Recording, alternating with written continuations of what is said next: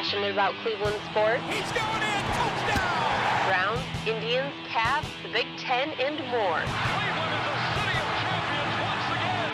Andy and Jarid, Cleveland and beyond. A swing and a drive! To deep right! Here are your hosts, Andy Billman and Jarid Watson. Hello and welcome, Andy and Jarid, Cleveland and beyond. This podcast is a part of the Pulse Podcast Network. He's Andy Billman. I'm Jarid Watson. And joining us today, Hayden Grove of Cleveland.com. We caught Hayden in between judging beer and heading to a Cavs game, and we've got a rundown that we want to go through with him to get the vibe of Cleveland with some of these things that Andy and I just can't really touch on because, well, I'm outside of Baltimore and Andy's up in Connecticut. So, Hayden, thanks for joining us, and I appreciate your time, man. I promise you guys that I have the best life. I don't know how I don't deserve it, but I really do. I mean, you just said it. Going from judging beer to going to a Cavs game with my fellow classmate Brandon Knight. It's going to be a good night. Well, enjoy yourself and drive safe. And again, thanks for joining us. And I guess the first thing we got to start out with, Hayden, is a lot of buzz around Cleveland in regard to this Kareem Hunt signing. I want your thoughts and reactions that you've been hearing in Cleveland from a fan's perspective. Is there the enthusiasm there? Is it tempered because of who Hunt is? Give me a little bit of what you know. And so the Kareem Hunt issue has been one that's very polarizing here in Cleveland. A lot of fans are very anti and very pro. I don't think there's much of a middle ground, which is. Are you flash parking? No, we are. Sorry, I am parking. I'm paying right now. Yeah. Sorry, I'm literally going into the game right now while I'm recording the podcast. I'm trying to fit everybody into my schedule today. I think it's a very polarizing issue. It's one that a lot of fans are anti because again, it's awful what he did. The video is not of any moral high ground at all. It's a very, very reprehensible action by him. But at the same time, people think that he deserves a second chance. And people, think that because he's from Cleveland, because he's expressed remorse, because he's a great football player, that he deserves that second chance. So there's really no middle ground. I mean, and that's where I'm in a weird place because I am the middle ground. I really believe that, okay, it was a reprehensible action. It was awful. It was terrible. But also maybe he does deserve a second chance. And some people believe, well, he deserves a second chance, but just not in Cleveland because he's got all these family and friends here. And I think the opposite. If he's got family and friends here, they're going to hold him accountable. I think he's going to hold himself accountable, and I think this is the right place for him. Thank you very much, guys. Thank you.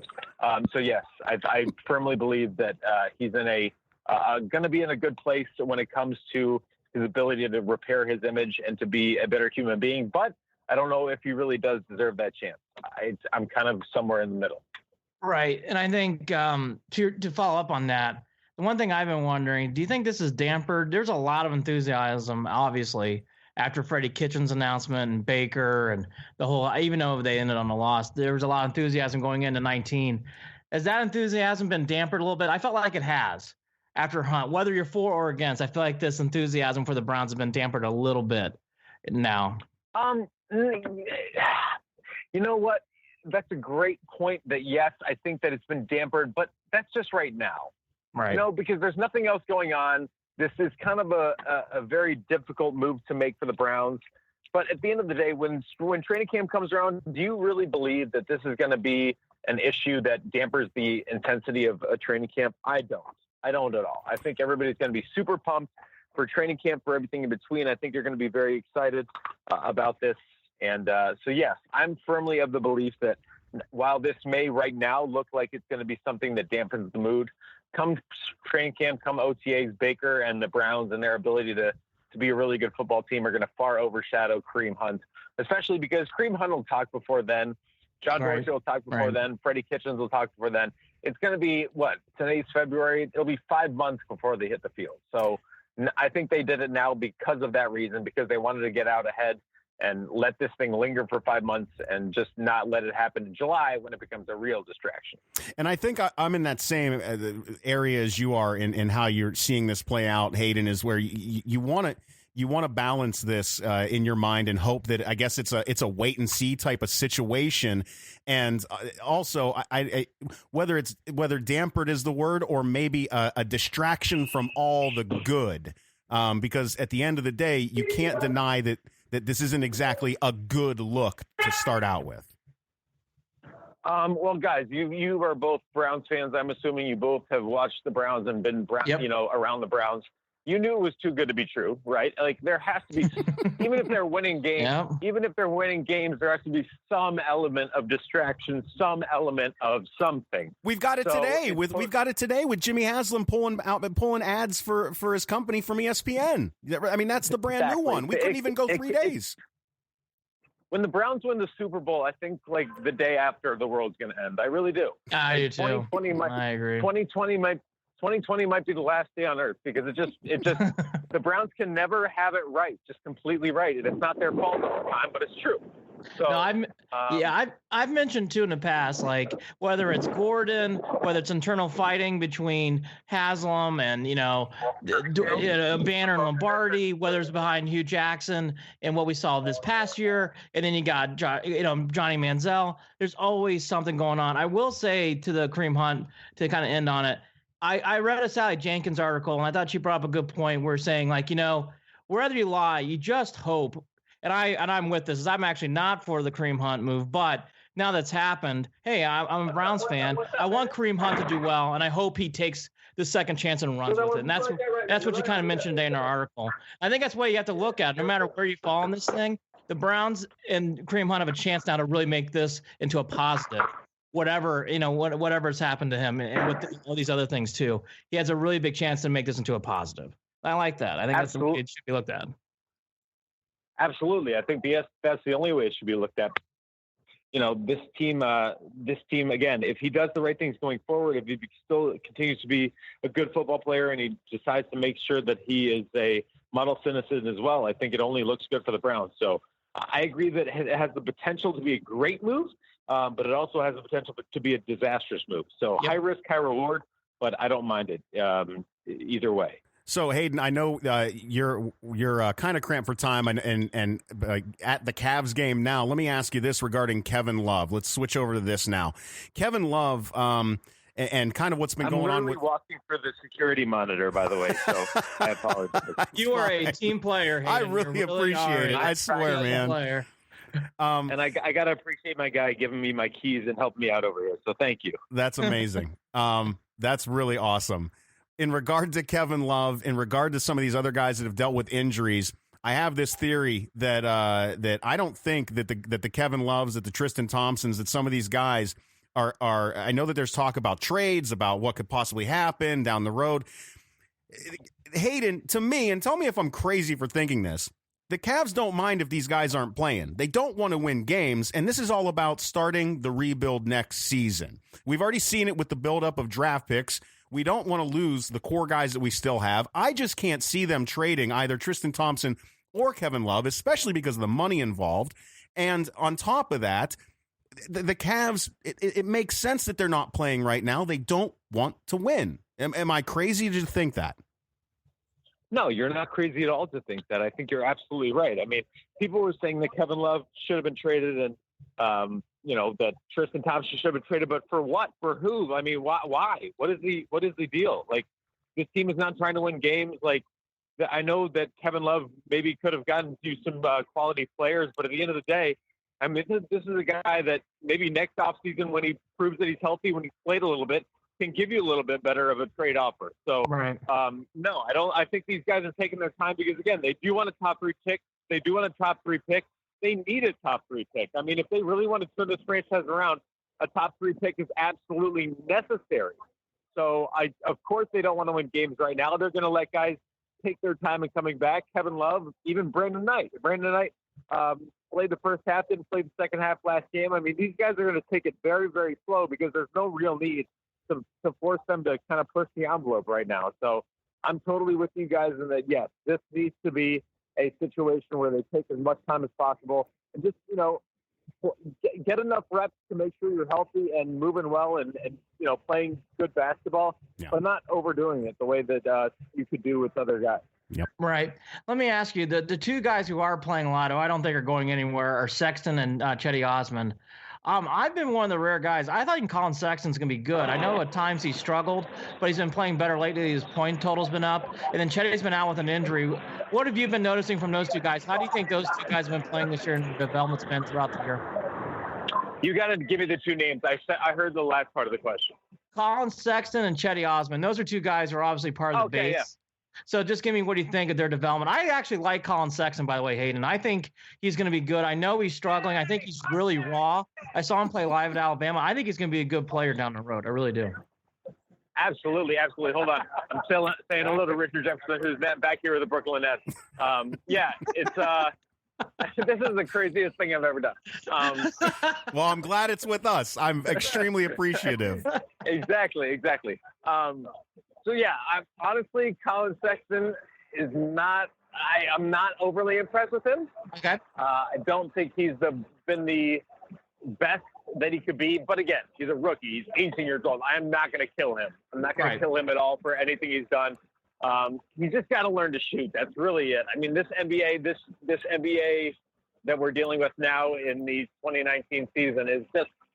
It's a shooting league. You have to learn how to shoot. And You know what? I'd be wary of anybody who can't shoot the basketball. And Zion Williamson, yes, I'm wary of it. I really am. But again, maybe for a point guard, it's more important. So that's why Colin Sexton I'm kind of iffy on. And I think the other thing about Colin Sexton that I'm iffy on is the defense. I mean, there's a nerd. I know. I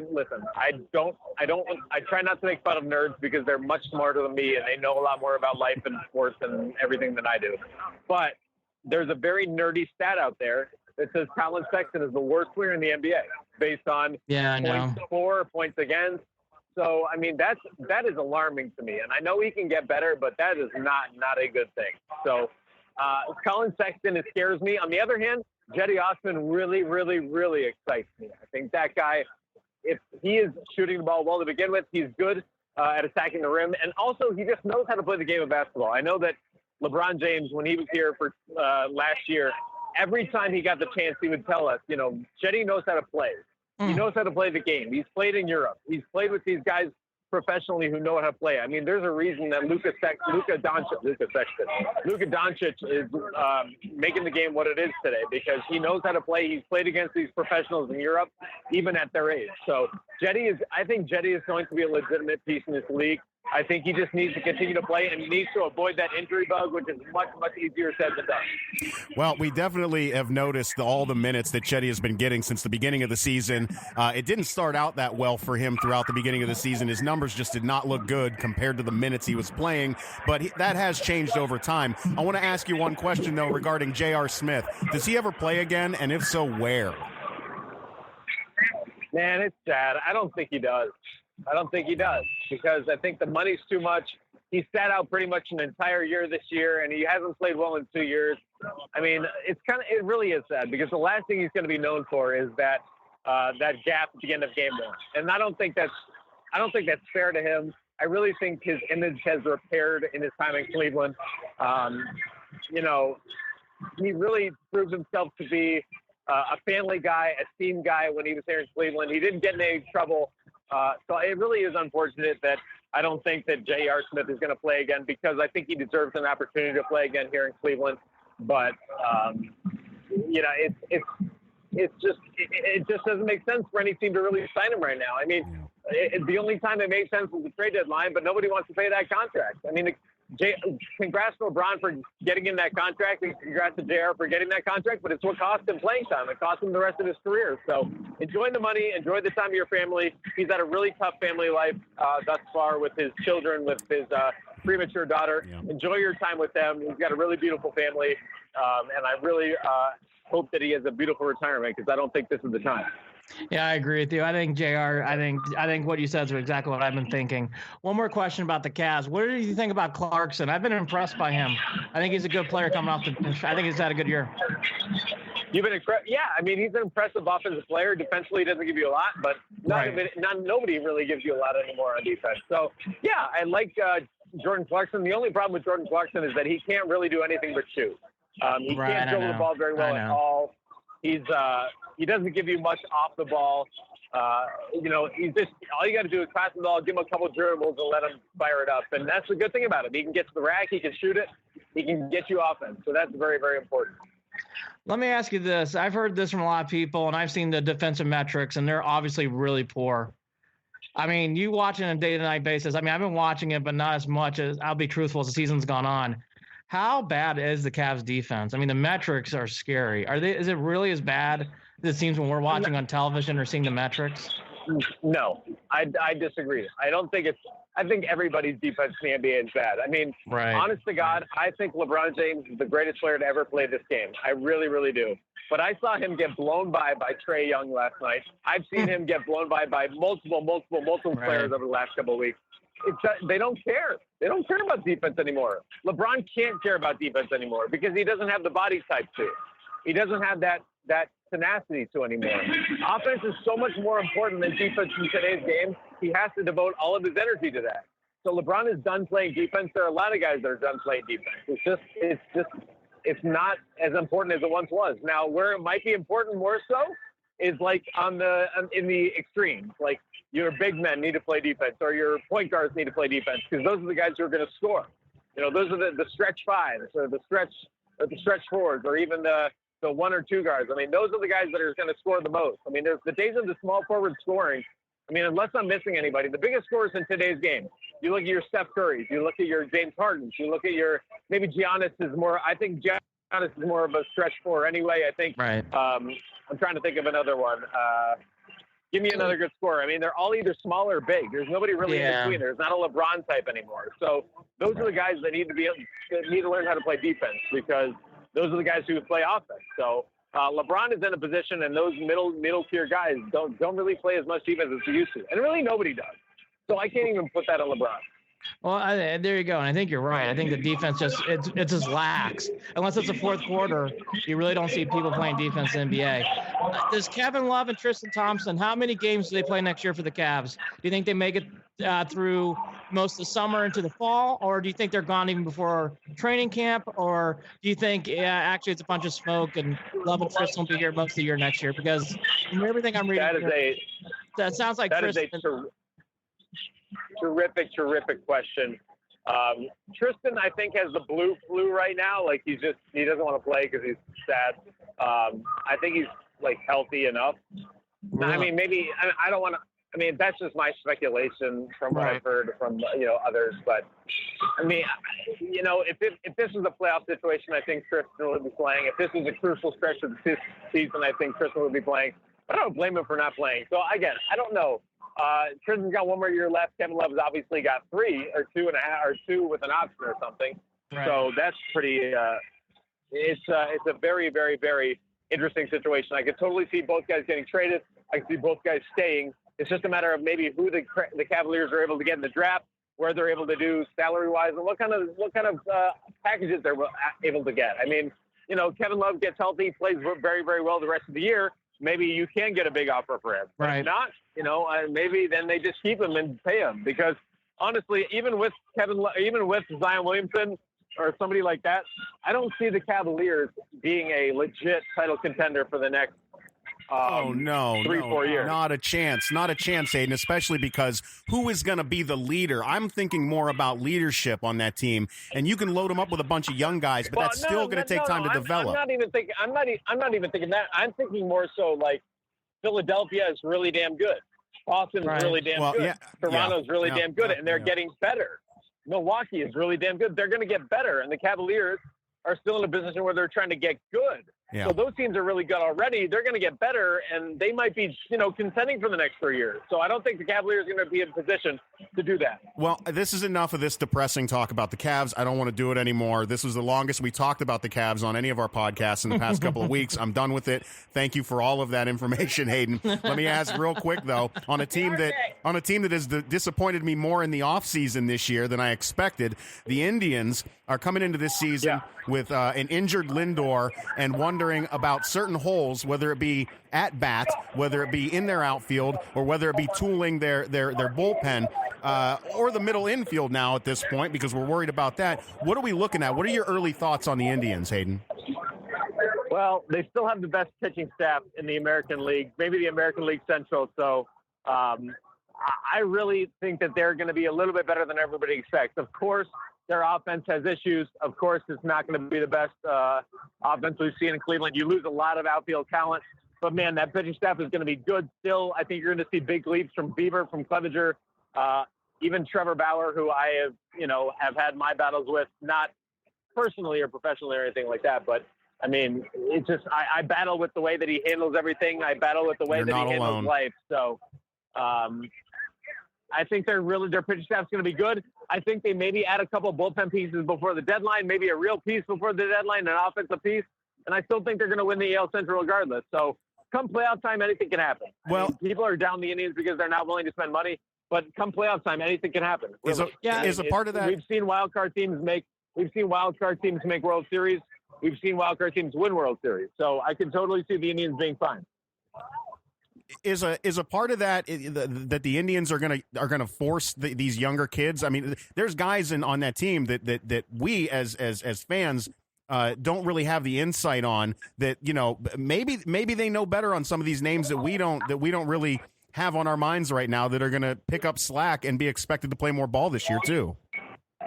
Well, what I find funny, and maybe people will kill me for this, what I find funny is that people are so willing to trust John Dorsey after what was it, like 1 season, 1.5 seasons, and Chris Antonetti's been putting up and Chris Antonetti's been putting a winning product on the field for 3, 4, or 5 years right now, and people still don't trust him. So, I mean, maybe it's not Antonetti, maybe it's the Dolans unwilling to spend money, and that's fine. That's one thing, but I still trust him. I trust Chris Antonetti to know that the guys that he's picking up are, maybe as we've seen in the past, maybe they're kind of diamonds in the rough type guys, maybe guys lightning in the bottle types. We've seen Scott Kazmir turn into that. We've seen many others that were low risk, high reward signings, and we've seen them pay off. Mike Napoli, a huge one. Rajai Davis, another one. So maybe we see a couple of those guys this year, and maybe this team again ends up having some guy that they didn't think was going to produce ends up producing. Yep, you got the Joyces of the world this year. I mean, hopefully one of those guys, to your point. And the Indians always do a nice job picking up middle-of-the-road trades in the season. I think they'll do that here. I'll give you my thought, then I want to hear yours. Does Bauer and Kluber make it through the year without getting traded? I say they stay on the Indians the whole year now. I don't see them getting traded till the end of the year.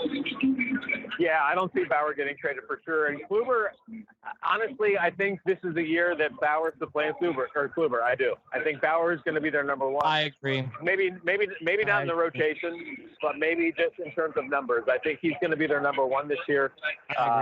You can feel it. You can feel it. Yeah. You can feel it. Right. And because Trevor is just on an upward trajectory, and I wouldn't trade Trevor. I would not. I would not trade Trevor unless you're really struggling going into the deadline and you feel like you can get a huge deal for him and get a really, really nice, assortment of players and picks or whatever. I would not, because I think, again, maybe Trevor gets traded going into next year or something, but this season I would let him pitch. I think he could definitely be a Cy Young caliber pitcher, and maybe he becomes the 4th or 5th Cy Young caliber pitcher for the Indians in the last 10, 15 years. So good for him and good for them. Yep. Hayden Grove, Cleveland.com. Hayden, enjoy the Cavs game. Thank you so much for this entertaining interview. A behind-the-scenes look at Hayden and living in the life of Hayden. That was cool. Much appreciated, and we'll talk again soon, brother. Yeah, man. Thank you. Maybe in the next podcast we do, it'll be a little more quiet, a little less rambunctious. I can actually kind of get my thoughts together a little bit. I think you sounded fine. You'll get a chance to hear it soon, brother. Enjoy the game. Right. Take care. Thank you very much. I'll tell Richard Jefferson you say hello. Tell him. Andy, I don't know if you noticed this, but during that interview with Hayden, I felt awful because it sounded like every time you went to ask a question, once he walked into the queue, the damn PA announcer was talking at the same time. I was worried Hayden wasn't even going to hear your questions. Clearly he did, but I just feel like that's the luck of the draw for when you asked him anything tonight. Well, I think, I don't know if people know this, but when I'm out in public, I will have birds chirping, cars will honk. So that is that's respect. See, if I'm getting respect, that's not rude. That's just the power of belief land there. I mean, so look, it's tough being so cool to get honked out like that. And speaking of cool, go to Thrive Fantasy to do some prop bets, right? So go to our Twitter handle at Cleveland and Beyond. There's a link on there. You click on the link, you sign up through there. This weekend, like I did last, I'm going to do some basketball write-ups. For people who didn't see, there's a fantastic Duke-Louisville game where Louisville was up 23 and Duke came back and won. Something happened in the Purdue-Maryland game I don't really remember. I'll talk about all that and more.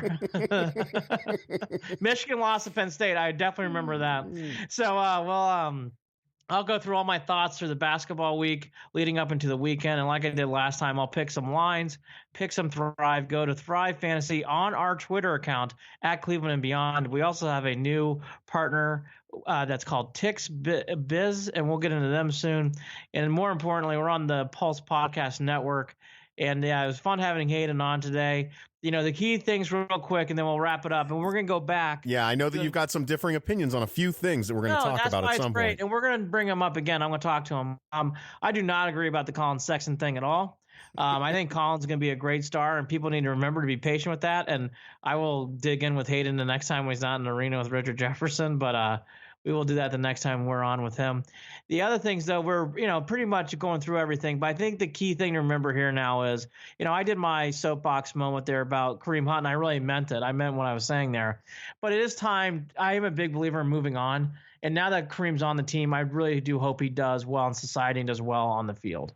When you got to move on, you got to move forward. I don't agree with the move. I never will. But again, I'm a move forward guy. So you got to move forward with this. I think the other thing that came up that we touched upon, I won't relive the Cavs stuff because you can listen to that back. But, the big thing is, too, with the Indians typically don't make big trades with their in-house or talent when it comes to pitching and big stars. I do think it's going to be something to watch with Kluber. It's going to be interesting to see if Kluber makes it throughout the whole season. I don't think he will be traded, Jared, but I think it's something we're going to have to watch because I think it's something that can happen. Again, the Indians don't typically do that. I think this year it could be different. Well, I can see that happening. I know my own biases tell them not to do that. I'm going to... Well, that's different. I don't want them to do it either, but I'll be truthful. I think that's in play this year. I really do. Well, we do know that we're definitely in a time where the mixing it up it's that time again for this squad, I think. No question. And they're definitely going through the change. So our next podcast will be on Sunday or Monday. It'll be probably posted sometime around then. Check out again our blog for all that. And I just want to say quickly, I'm sure Jared, you can echo. Thank you to all of our likes and all of our listeners this week. We really appreciate everybody listening to the podcast. We got a lot of love this week, and we thank every single one of you for taking the time to listen. It means a lot, and we've been doing a lot and turning a lot out. And to get the feedback Jared and I have been getting over the last 48 hours has been great. So thank you to all that. It means a lot. And like I said, we'll go off on the weekend doing a little bit more Cavs, a little bit more Indians, and I'll do my college basketball thing. And leading into the bounds of February. And by the way, people who should mark this on their calendar, it's NBA All-Star Weekend. So after the game here with the Cavs and Nets, I believe the Cavs go on a hiatus. Usually they do. So no more NBA throughout the weekend too. So it's really, Jared, I guess is the way I'll wrap it up. It's the last weekend right before stuff gets busy because March is almost upon us. I was going to say it's going to be quiet the rest of the week for the Browns, right? Oh, Jared, we're going to save all that for later, whether it's flying pile of J-ads, my old company, and everything else. I'm going to save all that for Sunday, Monday kind of stuff there. But yeah, it should be quiet. Nothing should happen. Yeah, and I think we should also save our thoughts for the Flacco trade and everything else. We'll save that. So. Oh yeah, we're gonna have to get into all of that. I did post. Don't forget, make your vote on my latest Twitter post in regard to that Flacco trade that I think is going to work out in the Browns' favor. Not that Flacco was the issue there, but it's the fact that Lamar is solidly the guy in Baltimore, and that's just not something that's going to work out, I don't think. But what do I know? Again, our Twitter handle @CLE and beyond. Follow us on Facebook, facebook.com/Cleveland and beyond. Email us, andyandjared@gmail.com. You can also head over to the website where you can listen to every podcast and follow the blog with all of Andy's Thrive Fantasy picks coming up. You'll be able to check all of that out. That is at clevelandandbeyond.net or andyandjared.com. My name is spelled Jarid, by the way. I never tell anybody that, so most of you are probably better off going to clevelandandbeyond.net because you're never going to get to the Andy and Jared because you're never going to remember that my name is spelled abnormally. Blame my parents. It's their fault. Andy, any last words? We already covered it all, right? We covered it all. All those things, good things we'll say for the podcast. Flacco, Lamar Jackson, pulling ads off ESPN. Yeah. There's a lot going on with the Tribe. Early chatter with the Tribe. There's been a lot of write-ups. Buster Only did a big article on the Indians already. We'll get into all that. I think we're going to start really digging into the Indians. There's a lot more positivity around the team than I expected right now, too, despite everything that fans have been griping about. No? Yeah, I agree. But Buster, I got to read the article again, but Buster kind of had more of a neutral tone. Okay. Like, hey, great pitching, but are they serious with this outfield? Yeah. Well, we'll see what happens. Let's see what happens. We'll get into that next. I don't want to get into that now, but right. Well, to get into all that, and then you know what we should? Okay, last thought. We should do a Cavs reset at the NBA All-Star break. Yeah, we can do that. Yeah, we should do a Cavs reset at that time too. By the way, one last thing. He's lying every time he says one last thing, by the way. I know. I'm the worst on the phone. That's all right. Because I can't get off the phone either. So anybody talks to me, I don't do good closes. I don't do good goodbyes. I just talk and talk and talk and talk and talk. Hence why I'm on a podcast. This is perfect. It was interesting what Hayden said about Tristan Thompson. It was really interesting what he said about Tristan Thompson. In what way, Andy? Sounds like Tristan Thompson's checked out a little bit. That's not going to help him on his on the next move, which is so strange. But I guess I can say it would be exhausting to be a part of that team right now. We're going to talk more about that, but I thought that was I thought that was almost like good insider information there. Yeah, that was a good little. I thought the JR stuff was spot on too. JR, yeah. Yep. But that Tristan note was new. That was interesting. I guess the only reason I care about that, though, was because my heart's a little more, tied up with JR. Just is. Yeah. Right. We'll get into that more. I do agree with Hayden all the way, by the way. Yep. Everything he said about JR, I do agree with. But I thought the Tristan thing was interesting. Sounds like Tristan's healthy, but just not playing. He's Andy Billman. I'm Jared Watson. This is Andy and Jared, Cleveland and Beyond, a part of the Pulse Podcast Network. Thanks for tuning in. Talk to you again soon. Take care. I have one more thing. Just joking. Perfect. I thought you would like that.